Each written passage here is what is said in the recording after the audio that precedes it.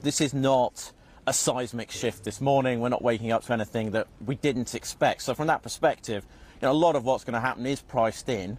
We have seen good performance in the markets this year. There are similarities to 1997 when we last had an incoming Labour government. So from that perspective, that could be a positive omen because the performance after that election was strong too for the markets. But the real focus is going to end up being for many sectors on economic growth. It's been a big focus of that Labour manifesto, and whether they can deliver that is going to be very important.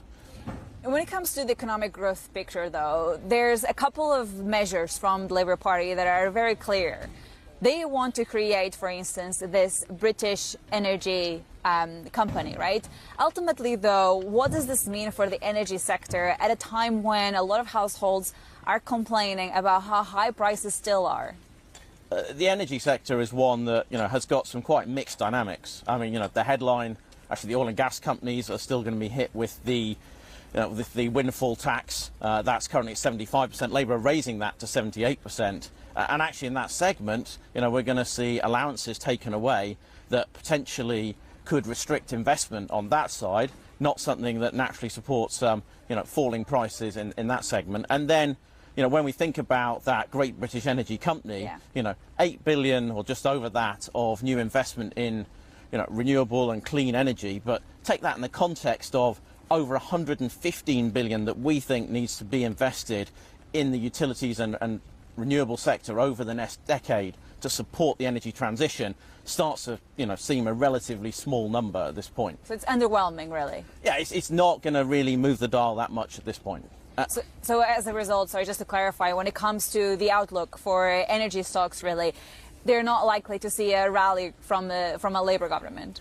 No, I think there's, some supportive messages around things like renewables that could be helpful at the margins to that sector, but it's not a big change at this time. Right. Let's look at the banking sector too. Obviously, there's several dynamics here for the banking sector, including the outlook for interest rates as well.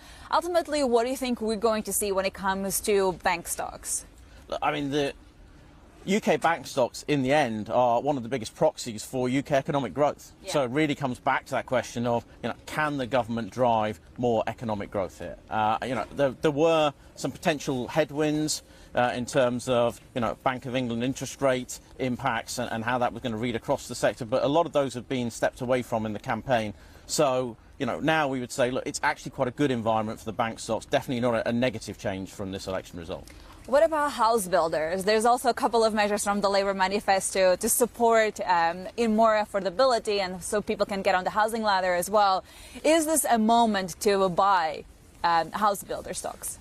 We think that the house building sector is the one that probably is most positively impacted by the election outcome. Labour have been the most pro house building of the parties running in here. We're talking about, in their comments, a generational investment in social housing. And, two big factors. Firstly, a return to mandated targets for house building, supporting 1.5 million new homes over the next 5 years, which would be a big positive.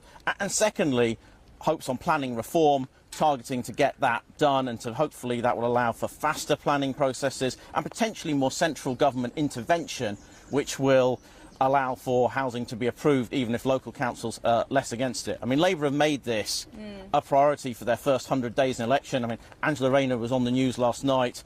Straight after the exit polls, one of the first things she mentioned was housing. So this is front and centre, great for house builders, great for the wider building supply sector, bricks, etc.